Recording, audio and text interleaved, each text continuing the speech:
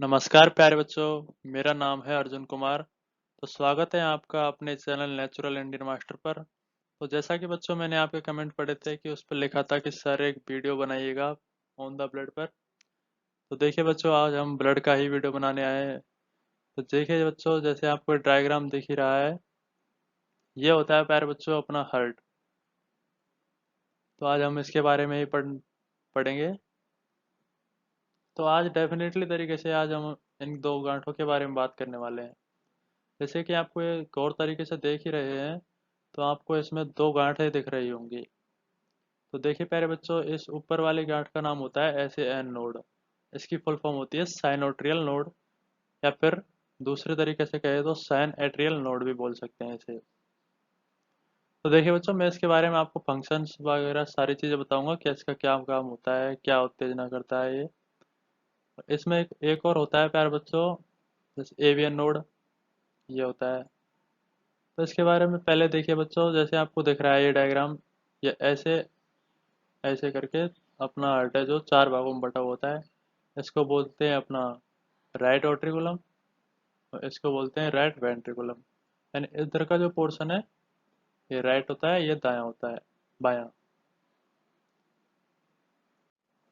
तो देखिए प्यारे बच्चों, ये है ये गांठ। तो ये गांठ ये होती है, इसका नाम साइनोट्रियल नोड होता है, इसका नाम एवियन नोड होता है। देखिए अब इसके फंक्शंस देख लेते हैं अपना क्या होता है। यानी कि इनका फंक्शन होता है कि अपने हार्ट में उत्तेजना उत्तेजित करना, इन दोनों का काम होता है। इसके बारे में मैं आपको और भी बताऊंगा आगे चल के। फिलहाल आप इनको देख लीजिएगा। ये पल्मोनरी आर्टरी होती है, लेफ्ट एट्रिकुलम होता है, और इनको आप जानते ही हो। तो चलते हैं अपना आगे। तो देखिए प्यारे बच्चों, चलते हैं हम अपनी नेक्स्ट स्लाइड पर। इसके बारे में आपने देख लिया, और डायग्राम देख लेना बच्चों। तो देखिए बच्चों, ये अपना टॉपिक आ गया हार्ट बीट।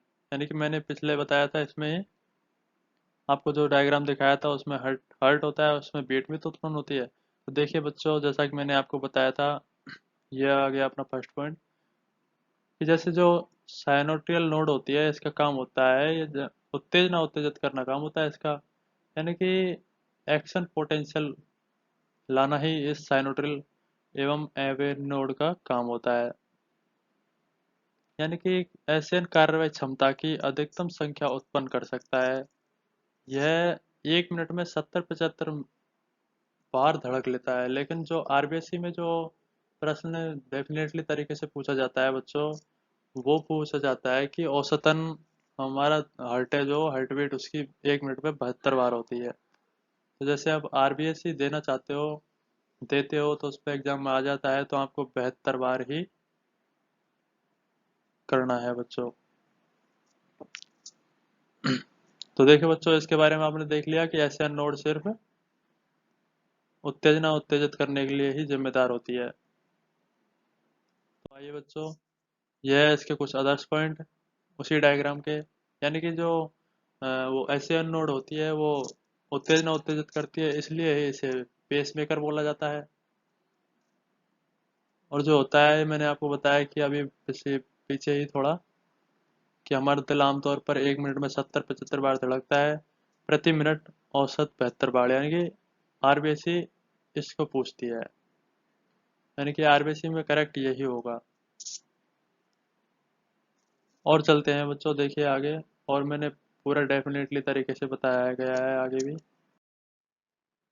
ये होती है अपनी कार्डिक साइकिल। यानी कि जो हृदय अपना कैसी साइकिल बना रहा है, या फिर कैसे वो चक्र में काम कर रहा है, वो सारे। जैसे कि इसमें 0.8 सेकंड का समय लगता है। यानी कि मैंने आपको बताया कि 1 मिनट में RBC द्वारा पूछे गए 72 बार धड़कने के लिए, लेकिन 1 मिनट में 72 बार धड़कता है, लेकिन 1 सेकंड में कितना धड़कता है उसको भी तो देखा जाता है। यानी कि एक बार धड़कने में कितना सेकंड लग रहा है, तो वो टाइम होता है बच्चों 0.8 सेकंड का। अब ये कार्डिक साइकिल कैसे पूरी होती है, इसके दो मुख्य चरण हैं।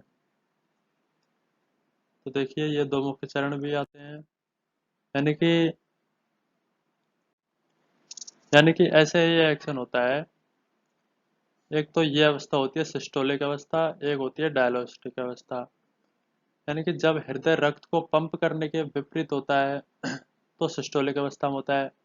और जब हृदय रक्त को पंप करके, यानी कि अपन सोचते हैं कि अपन ने अब ये काम कर लिया तो अपन अब शरीर है जो रिलैक्स लेना चाहता है, तो उसको बोलते हैं अपन डायस्टोल।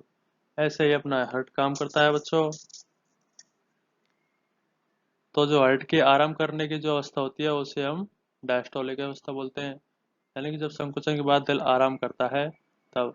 अब देखिए बच्चों, इसमें जो ये प्रोसेस होती है, इसमें एक तो लब साउंड उत्पन्न होता है, और डायलोस्टिक प्रोसेस होते टाइम डब साउंड होता है। यानी कि आपने कई बार सुना होगा अपने दिल पर हाथ रख के कि लब डब होती है, तो इसी यही ध्वनि होती है बच्चों। और बच्चों एक चीज मैं आपको एक अलग और बताना चाहता हूँ। जैसे आपने लिखा हुआ देखा होगा कि 120 अपॉन 80 लिखा हुआ होता है। तो देखिए बच्चों, ये जो होता है ना, ये तो ये सिस्टोलिक प्रेशर के रूप में दिखाई देता है। और यानी कि बीपी नापते हैं ना अपन, तब जाके ये अपने को दिखता है। और जो ये डायलोस्टिक वैल्यू होती है ये होती है 80। यानी कि इसकी जो वैल्यू होती है डायस्टोल की, तो वो तो 80 होनी चाहिए। और सिस्टोलिक जो वैल्यू होती है वो 120 होनी चाहिए, तब तो पेशेंट सही है। वरना वो थोड़ी ऐसी अवस्था में होता है। ये देखिए बच्चों, मैंने ये पॉइंट आपको अलग से बताया है, ये अपनी स्लाइड में नहीं है। देखिए बच्चों, यहाँ से एक शानदार क्वेश्चन बनता है बहुत अच्छे तरीके से। तो मैंने आपको बताते क्या है, ये अगर आपके एग्जाम में आता है तो आप इसे छोड़ कर ना आइएगा प्लीज़। बहुत ही शानदार क्वेश्चन है, यहाँ से नीट वगैरह में भी पूछा जाता है। तो देखिए बच्चों, आगे आपके समझ चलते हैं हम अपने अगले स्लाइड पर। तो देखिए बच्चों, जो सिस्टोलिक प्रेशर और डायस्टोलिक प्रेशर होता है उसके लिए हार्ट साउंड भी होती है। यानी कि मैंने आपको बताया कि सिस्टोलिक करते समय लब साउंड आता है, डायस्टोलिक करते समय डब साउंड होता है। उसे ही हम हृदय ध्वनि बोलते हैं। यानी कि जब हृदय चक्र के दौरान दो महत्वपूर्ण ध्वनियां स्टेथोस्कोप द्वारा सुनी जाती है। आपको मैं स्टेथोस्कोप का डायग्राम भी नेक्स्ट स्लाइड में दिखाऊंगा बच्चों। आप बस इसे देखते ही जाइएगा। चलिए बच्चों अपनी नेक्स्ट स्लाइड पर। तो देखिए बच्चों, जो मैंने आपको लब साउंड बताया था वो इसकी प्रथम ध्वनि होती है।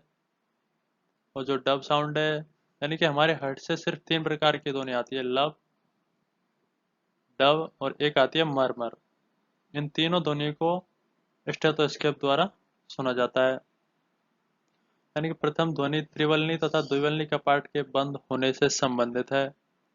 और दूसरी वाली, इन दूसरा दिल ध्वनि डब अर्धचंद्र वाल्व के बंद होने से साथ जुड़ा हुआ है। यानी डब साउंड होता है तब तो डब ध्वनि सुनाई देती है, और लब साउंड आपको बता ही दिया गया है।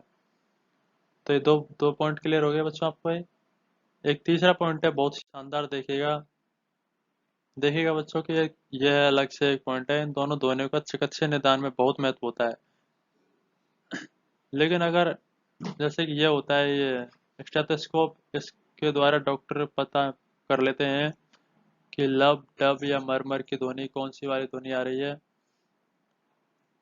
यानी कि अगर पेशेंट के लब डब ये ध्वनि आ रही है तो पेशेंट थोड़ा ठीक है।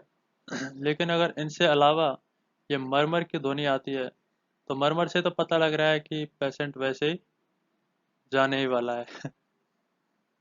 तो देखिए बच्चों, इसको हम स्टेथोस्कोप द्वारा सुन सकते हैं। यह एक असामान्य ध्वनि है। ये मरणासन अवस्था में होती है वैसे। यह स्टेथोस्कोप होता है बच्चों।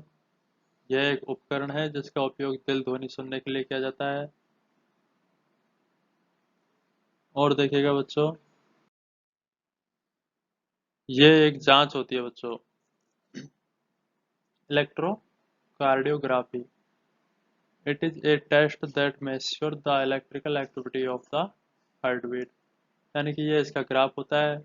इसको आसानी से डॉक्टर देख के पता कर लेते हैं कि हमारी जो हार्ट बीट है वो सामान्य तौर पर सही चल रही है या फिर थोड़ा गड़बड़ है, तो उसके हिसाब से डॉक्टर्स इसको ईसीजी को देख के दवाई गोली भी देते हैं। वो अपने हिसाब से करते हैं बच्चों। आप डॉक्टर बनोगे नीट देख के तो भी आपको पता लगेगा। तो इस अवस्था में अपन को लेटाया जाता है ईसीजी करते टाइम। ये ग्राफ होता है, स्क्रीन पर आ जाता है। ये प्रिंट आउट निकाल लेते हैं बच्चों। ऐसे ये ईसीजी में लगाए जाते हैं। और देखिए बच्चों, अब क्या देखना। चलो गाइस, अब तो थैंक्स फॉर वाचिंग ही बोलना था बस। तो बच्चों प्लीज़ इसको लाइक सब्सक्राइब ज़रूर कर दीजिएगा। हम आपके लिए इतना कर रहे हैं तो तुम थोड़ा तो कीजिएगा प्लीज़।